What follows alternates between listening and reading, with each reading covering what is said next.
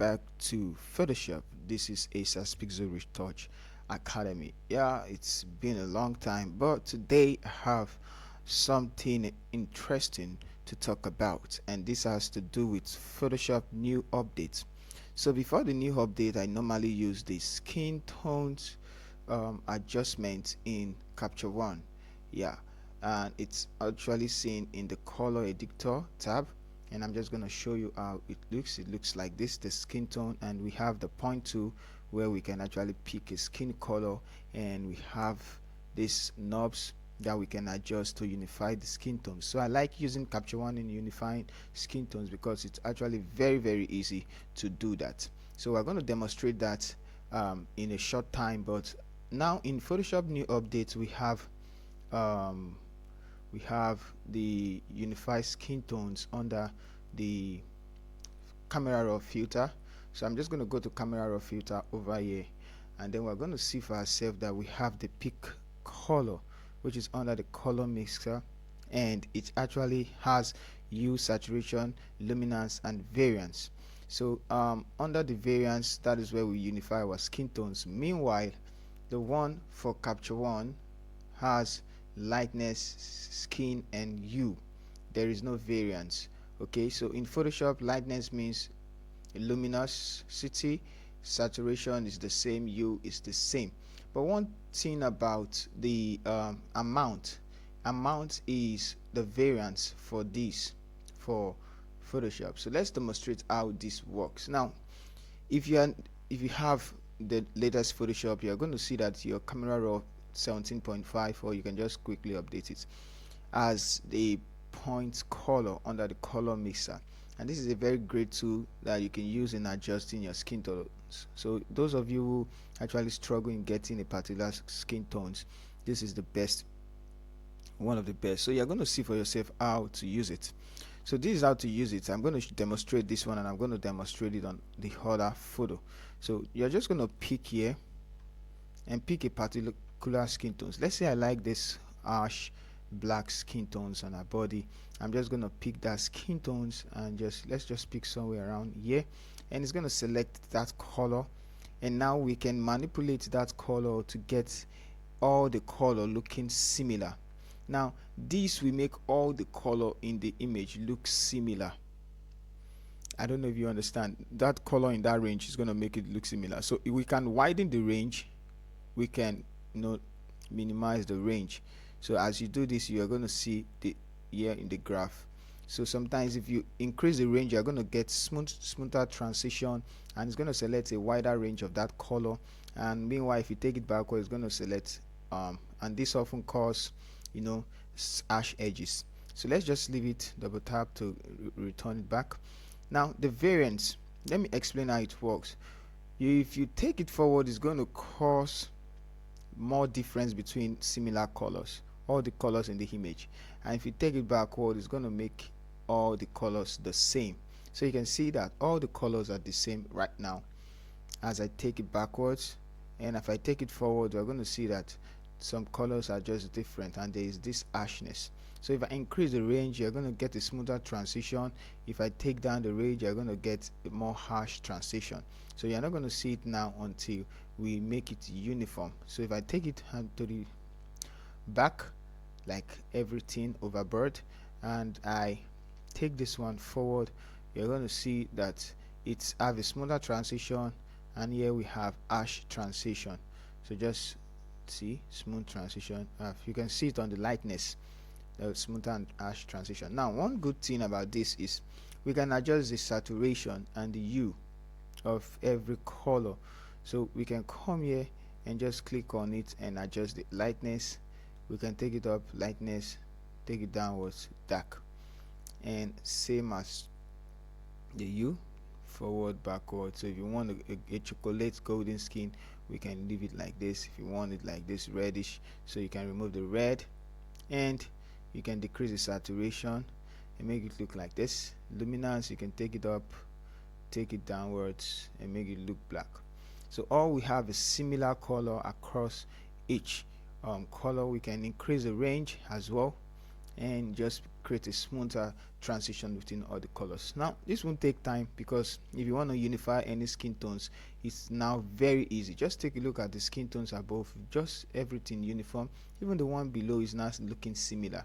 So this one as well is a time saver, a lifesaver for those of us struggling to get uniform skin tones.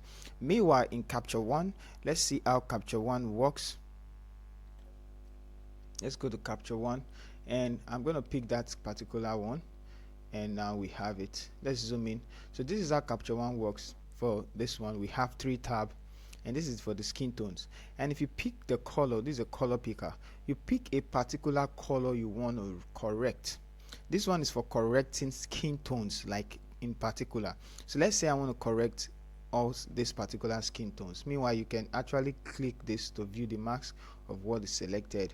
So, or you click M, you get. So there is nothing selected right now. So this is the color. You can pick any of the color. Now for us to start working on this, we need to create a layer. So let's create a layer mask. Create an empty layer, no mask. It's M, you see, no mask. So we're going to create. Why I love this tool is because we have the magic tool, and it's very powerful because you can select a particular color and it's a range of mask. So instead of you going manually selecting the mask with your brush, it's just going to select it automatically. That is one thing I love about Capture One. So let's see.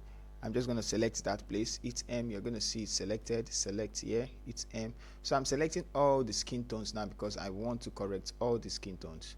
So I'm going to select that. Select.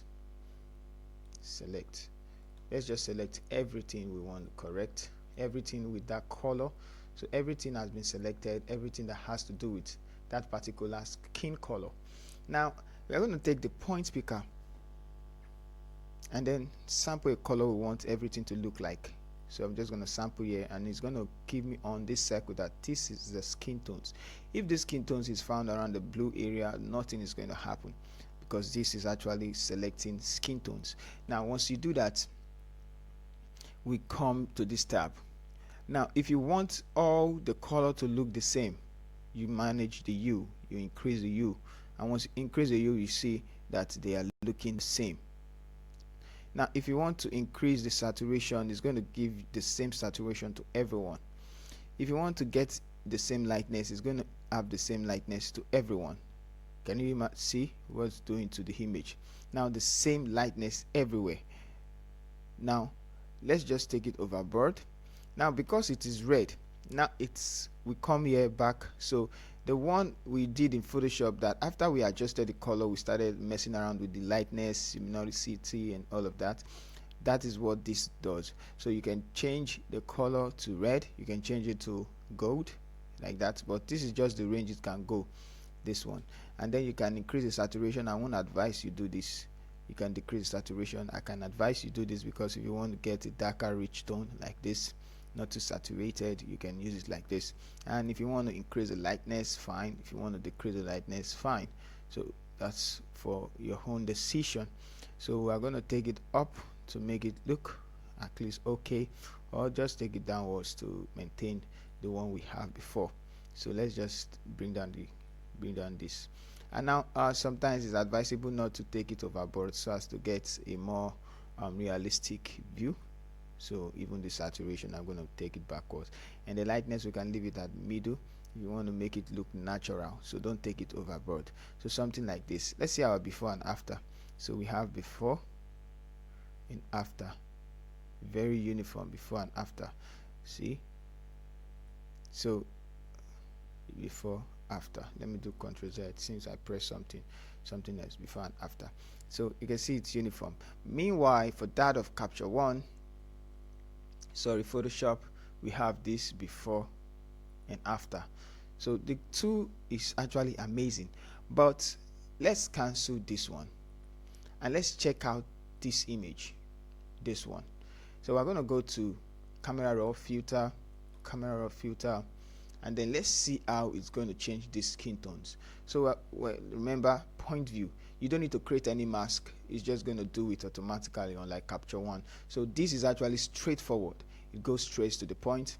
So let's pick the particular color we want to make everything look like. I'm just going to click that color. It's going to select that range, and now we can click the variance, take it backwards, and it's going to make everything uniform. You see, unlike this one, if take it forward, it's going to make the colors more different and more pronounced. So taking it backwards like that, everything is now uniform. You can see how amazing this tool looks like. Even if it doesn't look natural at all, you can increase the lightness, you can decrease, you can increase saturation, you can decrease saturation. So but we just want to maintain the lightness, so that's what we want to do. So that's correcting the skin tones already. Now it looks weird. Now you can mask it out anyway, so that's on you. So like this, no skin tones look so perfect. Let's now go to capture one. See how many seconds it just took us selecting and adjusting just the variance. We can take the range, we can reduce the range like that. So let's look at how what's it called now, capture one we do it. Now for capture one, I'm going to select that. Let's leave this one out, and I'm going to drag this over here and select this. Okay, let me take it back. Now like I said, we're going to create a new layer. First of all, create a new adjustment layer. We're going to select the face. So once we select the face, hit M on the keyboard, it's going to select all the face. Now let's go to the color mixer. Now sorry, color editor. Under the color editor, you're going to use the point tool, and this one you need to point out the color you want all the face to look like, even if it's this down one below. So I want it to look more natural, so I'm gonna click somewhere. Let's click somewhere here, or we can click the neck. Let's click the neck because it's okay. So it's around the side. Now we're going to adjust the U. Take the U forward. So look at what it does when we take the U forward. It's unify the skin tones, except for this one. We will change the color, and let's increase the saturation first of all. You can still see that. Let's increase the lightness, and this is what we have. So let's just take it backwards, which is okay, and then we can increase this or decrease this. It depends on the amount. If you want the color back, fine. We can increase saturation or decrease the saturation, depends on what we want. So just boost the saturation a little. We can decrease the lightness, we can increase the lightness, anyone. So let's take it forward a little. So let's compare. We have before and after. I've done this overboard, and you can see that we still have it looking natural, but the colors are still there, red and the rest of. So let's look at our mask. It's covering everywhere, but we still have it like that. So that's one way to know that the tool in Photoshop is actually more advanced but doesn't look realistic. Why this does not change a lot but look realistic. If I want to go ahead to make more adjustment, I'm just going to go and pick the red in the image, and then I can desaturate it. Sorry, I think that color is red, so we can desaturate or change the hue of the color instead, like this, and then maybe probably increase the brightness to adjust more and make it more like the Photoshop kind of thing, like this. So you can see how it's not looking the same with that because I adjusted these two. So for skin tones, we look the one that's best. Let's go back to Photoshop, and we can see how it looks in Photoshop. Okay, but it's still looking okay, but it's still having the red tone to it. So let's see if we can still pick a color. Let's go ahead, pick this color. Yeah, we can keep picking a color, and you know what, make it look the same, make it look different, and we can desaturate that color, so it's going to affect everything. Remember, it's actually blending, so this actually have limitation, unlike what's it called now, capture one. So we can't just keep adjusting and adjusting, so we need to just know that. So even if this looks good, amazing, I think capture one best is still the go-to for me if I want to use it. So let's use this last one as another example.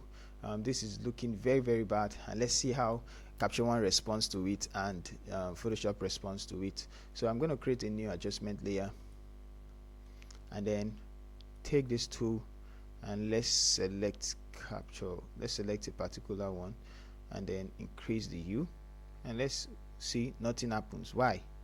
Because we have not selected any mask yet. So I'm going to take this out and create another mask and select the skin color with the mask. So we need to create a mask, don't forget. I'm going to select, make sure I select everything on our face. Make sure it's selected. Let's increase the brush size so we capture more areas and nothing is left out, because the face is actually red and looking very, very bad, although she's a beautiful woman. Okay, so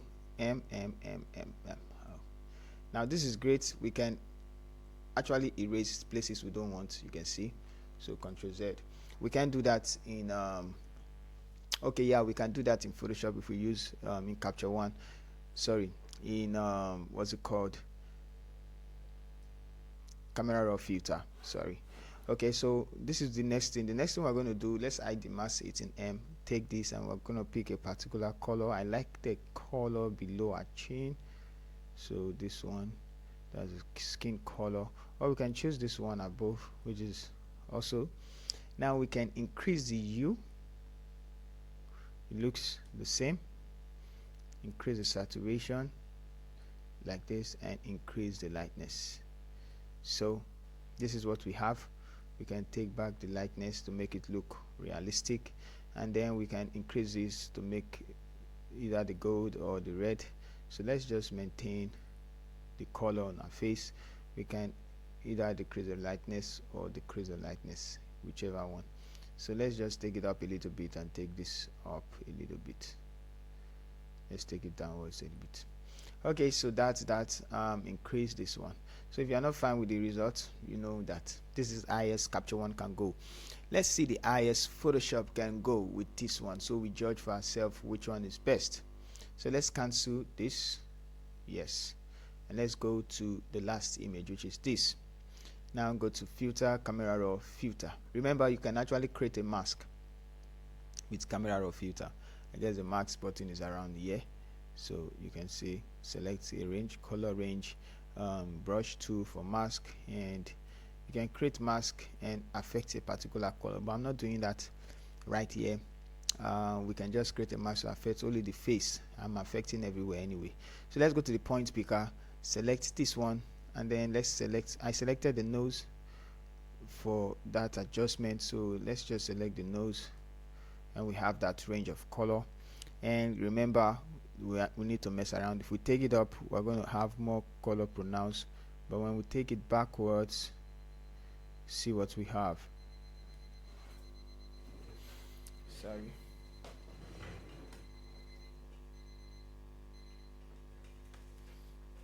Okay, so we can mess around with variance.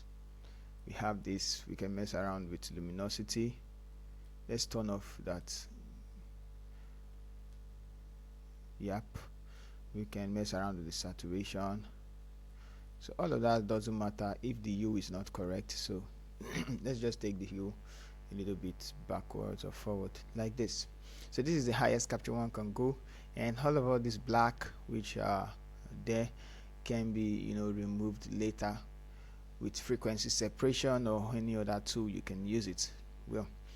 But let's compare the results of Capture One and Photoshop. So we have this one. That's because we have, if we take it towards the right, it's going to look like, see? So they almost have similar results. Yep, similar results, very the same. You see? So the two are looking good. They are best for the job. This as well. Only this is not looking red. You can see that's not looking red. So that's that. So which one do you prefer? You prefer the skin correction for Capture One, or you prefer the skin color for Photoshop? Let me know in the comments section, and feel free to use this to affect your images and make them look good. Stop stressing trying to unify skin tones. My advanced method of achieving that result is using hue and saturation, and before I'll just choose hue and saturation, and then I'll come here, pick a color. Once I pick a color, and then I'll select the range. Okay, just increase, and I'll select the range, but I can't see where the range is right now because this new update is different. But we can go to the red and adjust. You can see that we can adjust the red inside of it, take it downwards. So that's the way I do it before, but now I can't see the range. Yeah, I think I need to go further to look for where the range is. Yeah, okay, so this is the range. Now this is what I do. I select that particular color. Yep, I select that particular color, let's say the red, and it's going to select the color, and then I will increase the saturation. Let's take it all. It's going to show me blue. Now I'm going to adjust this till only that color is selected, so I'm going to take it backward instead. So now only the color is selected. Now once the color is selected, I'll go up above and start messing around just only with that color till I remove all the red in it, like this. I can even decrease the saturation. I can increase the lightness and just mess around with it till it looks good to me. So something like this, and we're good before and after. So that's how I correct some harsh skin tones easily. So let me know what you think in the comment section. Alright, see you in the next video.